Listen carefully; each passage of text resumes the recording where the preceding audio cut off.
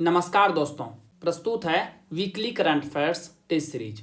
दोस्तों, इस वीडियो में हम लोग 1 से लेकर 7 अक्टूबर 2024 तक के समसामयिक घटनाक्रम पर आधारित 30 महत्वपूर्ण मल्टीपल चॉइस क्वेश्चंस को व्याख्या के साथ हल करेंगे। यूपीएससी स्टाइल के प्रश्न आपको इस वीडियो के अंतिम भाग में मिलेंगे। पहला प्रश्न है, किस राज्य या केंद्र शासित प्रदेश में स्थित राष्ट्रपति निलयम में भारतीय कला महोत्सव के पहले संस्करण का उद्घाटन किया गया? The first edition of the Indian Arts Festival was inaugurated at Rashtrapati Nilayam, located in which state or UT? The right answer is option number C, Telangana. भारतीय कला महोत्सव के पहले संस्करण का उद्घाटन 28 सितंबर को राष्ट्रपति द्रौपदी मुर्मू ने किया था।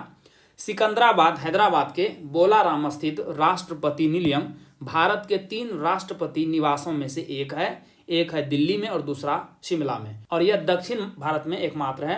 इसका निर्माण वर्ष 1860 में 90 एकड़ के कुल भू क्षेत्र में किया गया था। स्वतंत्रता के बाद इसे हैदराबाद के निजाम ने अपने अधीन कर लिया था। 2024 के शस्त्र रामानुजन पुरस्कार से किसे सम्मानित किया गया है? Who has been conferred with the SASTRA Ramanujan prize for 2024? The right answer is option number C, Alexander Dunn. Georgia Institute of Technology America के अलेक्जेंडर डन ने modular form, half integral weight form, metaplectic form और अभाज्य संख्याओं और पूर्णांक विभाजनों के साथ इनके संबंधों के अध्ययन में महत्वपूर्ण सफलता हासिल की है। यह जो पुरस्कार है, इसकी स्थापना वर्ष 2005 में हुई थी। यह सन्मुखा कला विज्ञान प्रौद्योगिकी और अनुसंधान अकादमी यानी शस्त्र विश्वविद्यालय तमिलनाडु द्वारा दिया जाता है। इसमें 10,000 अमेरिकी डॉलर का नगद पुरस्कार शामिल है। कोलकाता में पहली ट्राम किस वर्ष शुरू की गई थी? In which year was the first tram started in Kolkata? The right answer is option number B, 1873। Kolkata में पहली घोड़ा चालित ट्राम 24 फरवरी 1873 को शुरू की गई थी, जो सियालदह और अर्मेनियाई घाट के बीच लगभग 4 किलोमीटर की दूरी तय करती थी। कलकत्ता ट्रामवेज कंपनी का गठन और पंजीकरण वर्ष 1880 में लंदन में हुआ। अभी न्यूज में क्यों है? पश्चिम बंगाल सरकार ने 151 वर्षों के बाद कोलकाता की ट्राम सेवा को बंद करने का निर्णय लिया है। मैदान से एम्प्लेनेड तक का एक छोटा सा हिस्सा ट्राम प्रेमियों के लिए विरासत के रूप में रखा जाएगा। ट्राम एक शहरी रेल परिवहन प्रणाली है जिसमें रेल कारें होती है जिनसे लोगों को परिवहन की सुविधा प्रदान की जाती है, और यह सड़क पर धातु की पटरियों पर चलती है। कोलकाता में शुरू की गई यह मीटर गेज पर चलती थी, लेकिन वर्ष 1902 के बाद पटरियों को मानक गेज में परिवर्तित कर दिया गया था। वर्तमान में भारत में शास्त्रीय भाषाओं की कुल संख्या कितनी है? What is the total number of classical languages in India at present? The right answer is option number D, 11। केंद्र सरकार ने 2 अक्टूबर को मराठी, पाली, प्राकृत, असमिया और बंगाली भाषाओं को शास्त्रीय भाषा का दर्जा देने की घोषणा की है। तो इससे पहले थे कुल 6, तमिल, तेलुगु, संस्कृत, कन्नड़, मलयालम और उड़िया, और अभी 5 मिला है, तो कुल मिला के अब हो गया है 11। लिटिल प्रेस्पा झील किस 2 देश की सीमा रेखा पर स्थित है? Little Prespa lake is situated on the border of which 2 countries? The right answer is option number B, Greece और अल्बानिया। यह झील ग्रीस में स्थित है, लेकिन इसका दक्षिणी सिरा अल्बानिया में आता है। यह झील प्रेस्पा झील का हिस्सा है। अभी न्यूज में क्यों है? वर्तमान में इसका अधिकांश क्षेत्र अब दलदल या सूखी भूमि में तब्दील हो चुका है। ग्लोबल वार्मिंग का असर साफ दिख रहा है। 30 सितंबर से 3 अक्टूबर 2024 के बीच भारत का दौरा करने वाले डॉक्टर एंड्रयू होलनेस किस देश के प्रधानमंत्री हैं? Doctor Andrew wholeness, who visited India between 30 September and 3 October 2024, is the prime minister of which country? The right answer is option number A, Jamaica. यह इनकी और जमैका के किसी प्रधानमंत्री की भारत की पहली द्विपक्षीय यात्रा थी। यह वेस्टइंडीज का एक द्वीपीय देश है जो कैरेबियाई सागर में क्यूबा और हिस्पानियोला के बाद तीसरा सबसे बड़ा द्वीप है। भारत और जमैका की सरकारें सफल डिजिटल सार्वजनिक अवसंरचना, सांस्कृतिक आदान प्रदान कार्यक्रम और खेल में सहयोग साझा करने के लिए सहयोग करती है, जिसमें इंटरनेशनल पेमेंट्स लिमिटेड और ईगोव जमैका लिमिटेड के बीच समझौता शामिल है। जमैका 70,000 की संख्या वाले भारतीय प्रवासियों का स्थान है, जो गिरमिटिया देशों में से एक है। यदि आप 70वीं बीपीएससी के लिए करंट अफेयर्स का पीडीएफ प्राप्त करना चाहते हैं तो इसके बारे में जानकारी यहाँ दी जा रही है।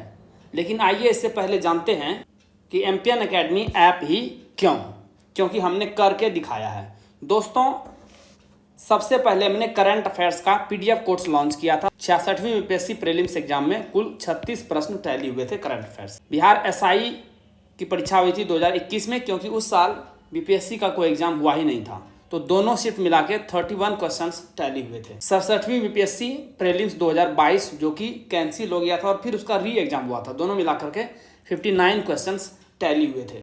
बीपीएससी सीडीपीओ प्रारंभिक परीक्षा हुई थी 2022 में, तो उसमें भी 30 प्रश्न टैली हुए थे।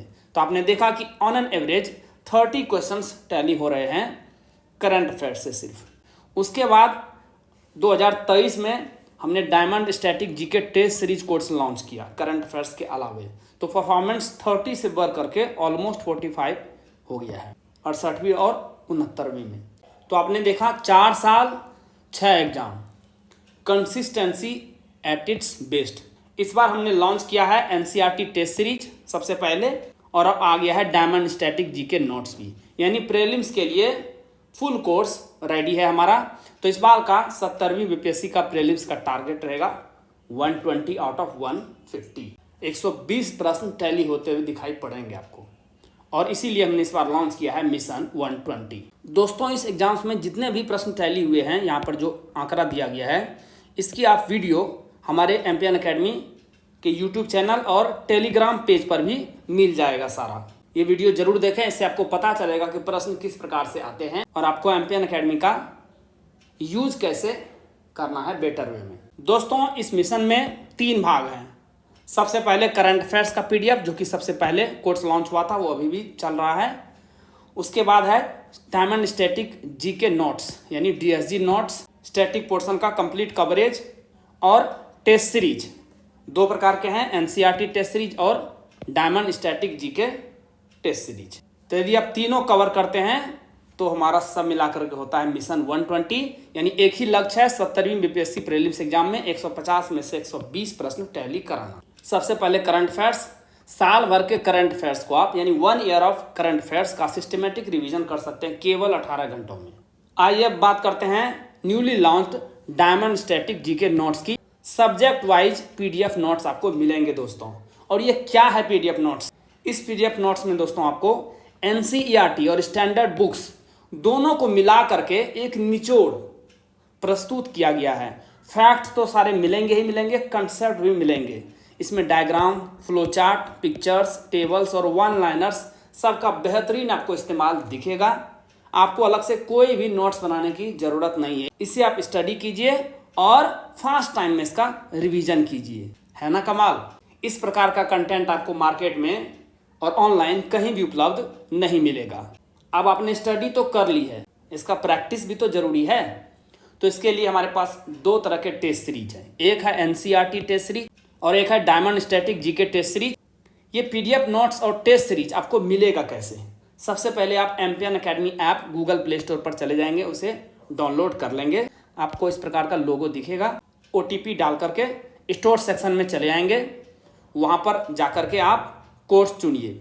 जैसे ही कोर्स पर क्लिक करेंगे, वहाँ पर नीचे आपको दिखेगा आई एम इंटरेस्टेड का एक बटन। वहाँ जैसे ही क्लिक करेंगे तो आपको पेमेंट का लिंक उपलब्ध हो जाएगा आपके मैसेज में, और व्हाट्सएप पर भी लिंक आ जाएगा। वहाँ पर जाके शुल्क का भुगतान कर दीजिए। एमपीएन अकेडमी ऐप के कंटेंट सेक्शन में आपको कोर्स उपलब्ध हो जाएगा। किस राज्य में संयुक्त सैन्य अभ्यास काजिंद 2024 आयोजित किया गया? In which state was the joint military exercise Kazind 2024 held? The right answer is option number B, Uttarakhand. Bharat Kazakhstan संयुक्त सैन्य अभ्यास काजिंद 2024 8वां संस्करण था, उत्तराखंड के ओली में सूर्या फॉरेन ट्रेनिंग नोड में 30 सितंबर से 13 अक्टूबर तक आयोजित किया गया। संयुक्त अभ्यास को वर्ष 2016 में अभ्यास प्रबल दोस्ती के रूप में शुरू किया गया था। दूसरे संस्करण के बाद अभ्यास को कंपनी स्तरीय अभ्यास में अपग्रेड किया गया और इसका नाम बदलकर काजिंद कर दिया गया है। किस शहर में ऑक्सीजन बर्ड पार्क का उद्घाटन किया गया है? In which city has the oxygen bird park been inaugurated? The right answer is option number C, Nagpur. केंद्रीय सड़क परिवहन और राजमार्ग मंत्री नितिन गडकरी द्वारा 28 सितंबर को महाराष्ट्र के नागपुर में नागपुर हैदराबाद राष्ट्रीय राजमार्ग 44 पर oxygen bird park Amrit Mahotsav park का उद्घाटन किया गया। यह भारतीय राष्ट्रीय राजमार्ग प्राधिकरण NHAI द्वारा एक पर्यावरण पहल का हिस्सा है। इसमें तीव्र वृद्धि वाले एवं ऑक्सीजन उत्सर्जित करने वाले पेड़ है, जिसका उद्देश्य वायु प्रदूषण रोकने के साथ साथ स्वस्थ वातावरण को बढ़ावा देना है। इसे स्थानीय और प्रवासी पक्षी प्रजातियों के संरक्षण के क्रम में प्राकृतिक पारिस्थितिकी तंत्र के रूप में विकसित किया गया है। सियांग ग्यात्सो पीक किस राज्य में स्थित है? In which state is Siang Gyatso peak located? The right answer is option number D, Arunachal Pradesh. Arunachal Pradesh में एक चोटी का नाम छठे दलाई लामा के नाम पर रखा गया है, जिस पर चीन ने आपत्ति जताई है। चीन ने इस चोटी के नामकरण की निंदा करते हुए इसे चीन के क्षेत्र में एक अवैध कार्य बताया है। चीन पूरे अरुणाचल प्रदेश को दक्षिण तिब्बत मानता है। इस क्षेत्र को चीनी भाषा में जंगनान कहा जाता है। छठे दलाई लामा सियांग ग्यात्सो का जन्म तवांग में हुआ था और वे 17वीं से 18वीं शताब्दी के दौरान वहां रहते थे। SBI ने किस एयरलाइंस के साथ मिलकर भारत में क्रिस फ्लायर SBI कार्ड नामक एक सह ब्रांडेड क्रेडिट कार्ड लॉन्च किया है? SBI has partnered with which airline to launch a co-branded credit card called Kris Flyer SBI card in India? The right answer is option number D, Singapore Airlines. इसके तहत 2 card जारी किए गए हैं। पहला Chris Flyer SBI card और दूसरा Kris Flyer SBI card Apex card है। भारत सरकार ने किस बंदरगाह से क्रूज भारत मिशन लॉन्च किया है? The government of India has launched cruise Bharat mission from which port? The right answer is option number ए, मुंबई। केंद्रीय बंदरगाह, जहाजरानी और जलमार्ग मंत्री सर्बानंद सोनोवाल ने 1 अक्टूबर को मुंबई बंदरगाह से क्रूज भारत मिशन लॉन्च किया। इस मिशन का उद्देश्य क्रूज पर्यटन के लिए वैश्विक केंद्र के रूप में भारत की क्षमता को बढ़ाना है, जिसका लक्ष्य साल 2029 तक क्रूज को दोगुना करना है।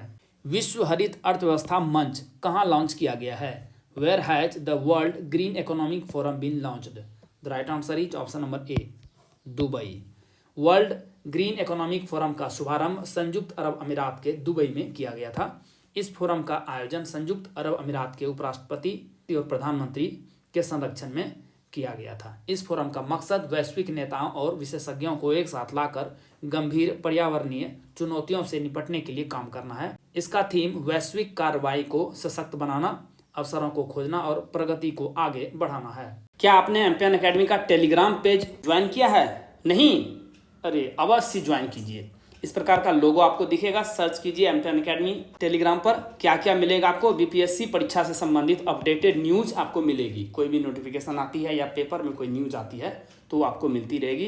बीपीएससी प्रिपरेशन यानी तैयारी से संबंधित स्ट्रेटेजी या रणनीति की PDF आपको यहाँ पर प्रोवाइड की जाती है। टेस्ट सीरीज के सिलेबस और शेड्यूल को जारी किया जाता है यहाँ पर, और एमपीएन एकेडमी के कोर्सेस और यूट्यूब वीडियो के अपडेट्स भी आपको यहाँ पर मिलेंगे। तो इस पेज को अवश्य ज्वाइन कीजिए। धरती आबा जनजातीय ग्राम उत्कर्ष अभियान किस राज्य में शुरू की गई है?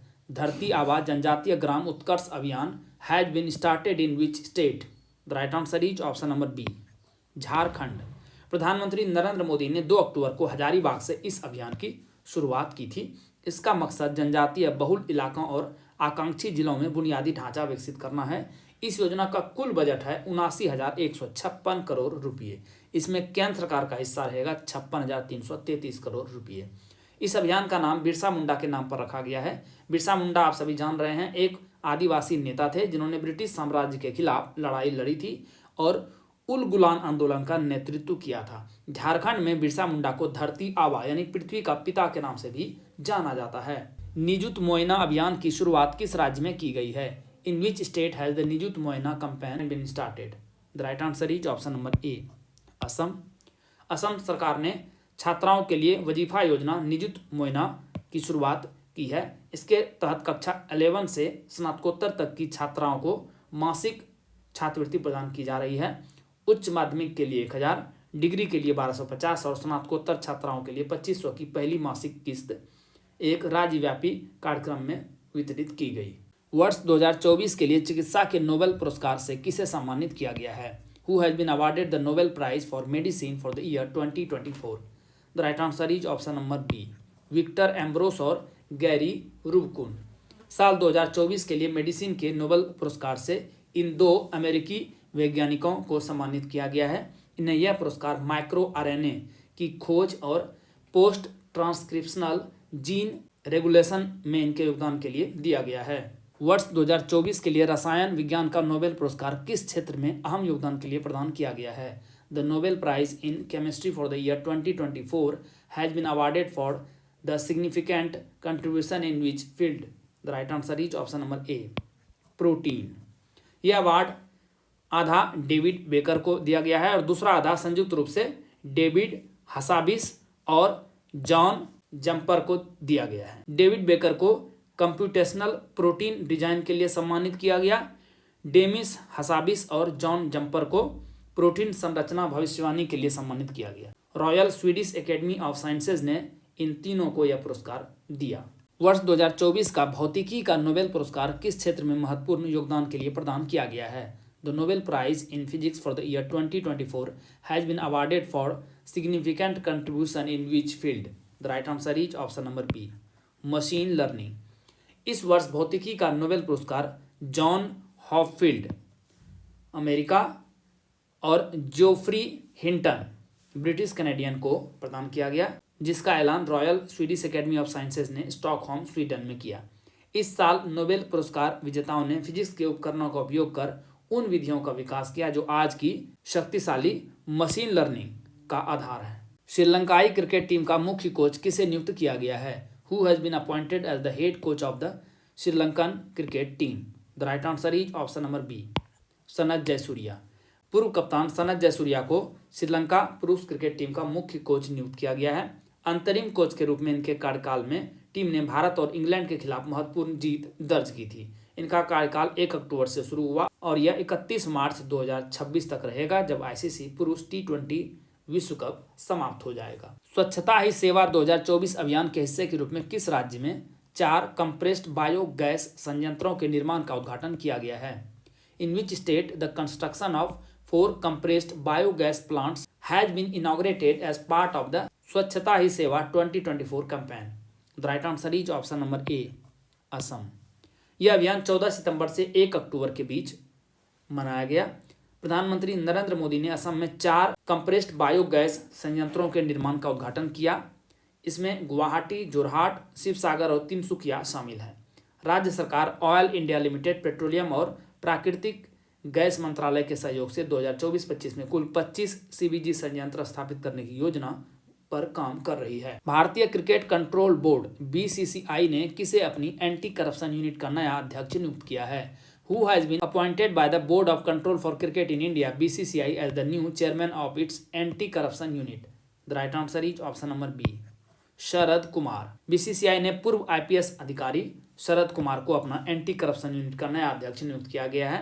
इससे पहले Sharad Kumar National Investigation Agency (NIA) के हेड भी रह चुके हैं। इनका कार्यकाल 1 अक्टूबर से शुरू हुआ और ये 3 साल तक पद पर रहेंगे। किस राज्य के पोहर देवी में बंजारा विरासत संग्रहालय का उद्घाटन किया गया है? Banjara heritage museum has been inaugurated in Pohra Devi of which state? The right answer is option number C, Maharashtra. Banjara विरासत संग्रहालय का उद्घाटन 5 अक्टूबर को पीएम नरेंद्र मोदी द्वारा पोहरा देवी, वाशिम, महाराष्ट्र में किया गया था। संत सेवालाल और संत रामराव महाराज बंजारा समुदाय के आध्यात्मिक गुरु हैं। फ्रांस में भारत का अगला राजदूत किसे नियुक्त किया गया है? Who has been appointed as the next ambassador of India to France? Right answer is option number B, Sanjeev Singla. विदेश मंत्रालय ने वरिष्ठ राजनयिक संजीव कुमार सिंगला को फ्रांस में भारत का अगला राजदूत नियुक्त किए जाने की पुष्टि की है। 1997 के भारतीय विदेश सेवा के अधिकारी संजीव फिलहाल इजराइल में भारत के राजदूत हैं। जावेद अशरफ फ्रांस और मोनाको की रियासत में भारत के वर्तमान राजदूत हैं 13 जुलाई 2020 से ही। 2024 में वैश्विक डाक संघ की कौन सी वर्षगांठ मनाई गई? Which anniversary of Universal Postal Union was celebrated in 2024? The right answer is option number C, 150वीं।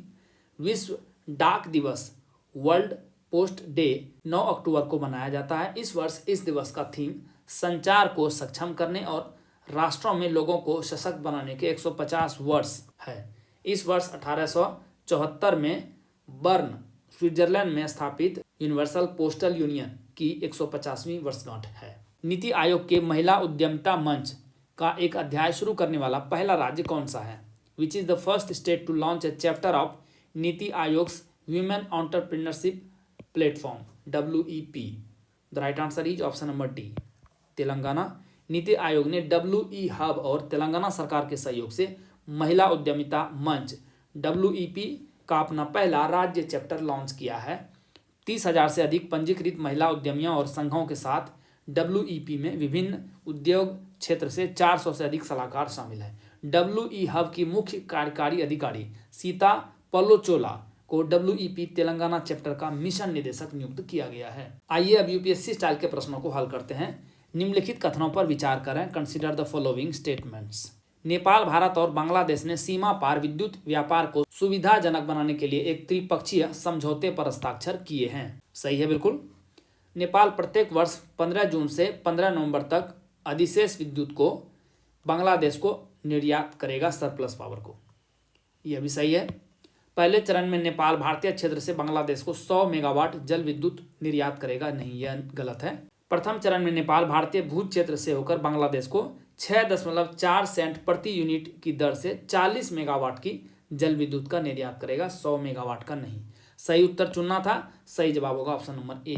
केवल पहला और दूसरा कथन सही है। हीराकुंड बांध के बारे में निम्नलिखित कथनों पर विचार करें। Consider the following statements regarding Hirakud dam. सही उत्तर चुनना है। यह दुनिया का सबसे लंबा मिट्टी का बांध है, लॉन्गेस्ट अर्थन डैम है, बिल्कुल सही है। यह महानदी पर लगभग 25.8 किलोमीटर तक फैला है, यह भी सही है।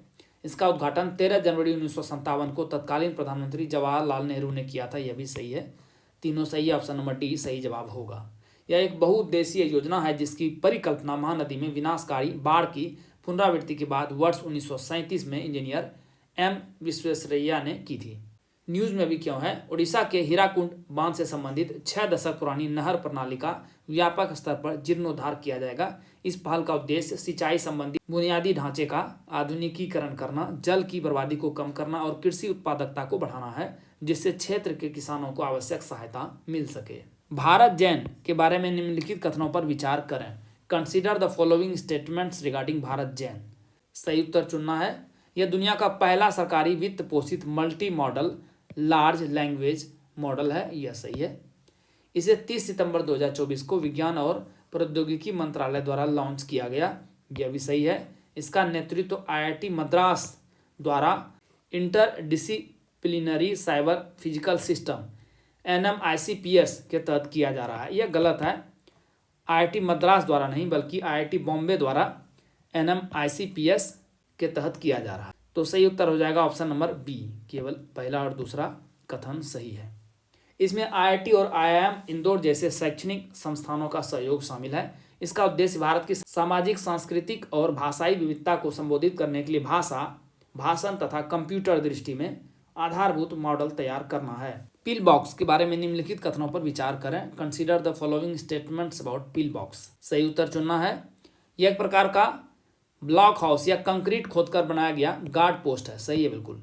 पिल बॉक्स का इतिहास प्रथम और द्वितीय विश्व युद्ध से जुड़ा है, यह भी सही है। इसका उपयोग आक्रमणों से बचाने के लिए घर वाली संरचना के रूप में किया जाता था, यह भी सही है। तो सही जवाब होगा ऑप्शन नंबर डी। 1, 2 और 3 तीनों सही है। अभी न्यूज में क्यों है। मानसून के कारण विशाखापट्टनम के समुद्र तटों में रेत में दबे द्वितीय विश्व युद्ध के समय के पिल बॉक्स नजर आ रहे हैं, जिससे शहर के विस्मृत समुद्री इतिहास की झलक मिलती है। द्वितीय विश्व युद्ध के दौरान निर्मित ये पिल बॉक्स संभावित दुश्मन आक्रमणों से विशाखापट्टनम के तटों की सुरक्षा के लिए एक रणनीतिक रक्षा नेटवर्क का हिस्सा थे। यह 20वीं सदी के आरंभ में गोलियों के भंडारण के लिए इस्तेमाल किए जाने वाले मेडिसिन कंटेनरों से मिलता जुलता है, इसीलिए पिल बॉक्स नाम दिया गया है। भुगतान संतुलन यानी बैलेंस ऑफ पेमेंट के बारे में निम्नलिखित कथनों पर विचार करें। Consider the following statements regarding balance of payments BOP। सही उत्तर चुनना है। यह किसी देश के निवासियों द्वारा दिए गए सभी अंतर्राष्ट्रीय लेनदेन का रिकॉर्ड है, बिल्कुल सही है। यह विदेशी मुद्राओं के मुकाबले रुपये की सापेक्ष मांग यानी रिलेटिव डिमांड को मापता है, यह भी सही है। भारत का चालू खाता घाटा CAD वित्त वर्ष 2024-25 की पहली तिमाही में 11.3 बिलियन $, हो गया है, यह गलत है। RBI के हालिया आंकड़ों के अनुसार भारत का चालू खाता घाटा CAD वित्त वर्ष 2024-25 की पहली तिमाही में मामूली रूप से बढ़कर कितना हो गया 9.7 बिलियन $, जो कि GDP का 1.1% है, जो भारत के भुगतान संतुलन यानी बैलेंस ऑफ पेमेंट की स्थिति को दर्शाता है। CAD तब होता है जब किसी देश द्वारा आयातित वस्तुओं और सेवाओं का कुल मूल्य इनके द्वारा निर्यातित वस्तुओं और सेवाओं के कुल मूल्य से अधिक होता है। तो सही जवाब होगा ऑप्शन नंबर सी। पहला और दूसरा दोनों कथन सही है, तीसरा गलत है। दोस्तों, जैसा कि बताया गया है, इस वीडियो लेक्चर का पीडीएफ आपको हिंदी और इंग्लिश दोनों भाषाओं में फुल डिस्क्रिप्शन के साथ अलग अलग एमपीएन अकेडमी ऐप पर प्राप्त होगा। दोस्तों, आप इन पीडीएफ के सहारे इस वीडियो लेक्चर को आसानी से 5 से 6 मिनट में रिवाइज कर पाएंगे, जिससे आपका बहुत सारा समय बचेगा, जिसे आप स्टैटिक पोर्शन पर खर्च कर सकते हैं और अपने टाइम को बेटर मैनेज कर सकते हैं। एमपीएन अकेडमी ऐप का लिंक आपको इस वीडियो के डिस्क्रिप्शन बॉक्स और पिन कमेंट सेक्शन में मिल जाएगा। आइए अंतिम प्रश्न को हल करते हैं। CCNFSDU के बारे में निम्नलिखित कथनों पर विचार कीजिए। Consider the following statements regarding CCNFSDU। गलत उत्तर चुनना है। इसका मुख्यालय पेरिस में है, पेरिस में नहीं बल्कि रोम में है। तो ये जो CCNFSDU इसका फुल फॉर्म क्या है? इसका फुल फॉर्म है Codex committee on nutrition and foods for special dietary uses. इसके 45वें संस्करण का आयोजन जर्मनी में किया गया। यह गलत कथन है। 45वें नहीं 44वें संस्करण का आयोजन ड्रेसडेन जर्मनी में किया गया। यह शिशु फार्मूले, आहार अनुपूरक और चिकित्सा खाद्य पदार्थों के लिए वैश्विक मानकों को विकसित करने हेतु जिम्मेदार है। यह सही है। तो गलत कथन है ऑप्शन नंबर सी, पहला और दूसरा। भारत ने पोषण एवं विशेष आहार उपयोग हेतु खाद्य पदार्थों पर कोडेक्स समिति के 44वें संस्करण में भाग लिया, जिससे वैश्विक खाद्य सुरक्षा और पोषण मानकों में महत्वपूर्ण योगदान मिला है। दोस्तों, इसी के साथ साप्ताहिक करंट अफेयर्स टेस्ट सीरीज के इस संस्करण को समाप्त करने की आपसे इजाजत चाहूंगा। वीडियो देखने के लिए बहुत बहुत धन्यवाद। Thank you very much. जल्द ही मिलते हैं अगले वीडियो में। All the best for your exam preparation.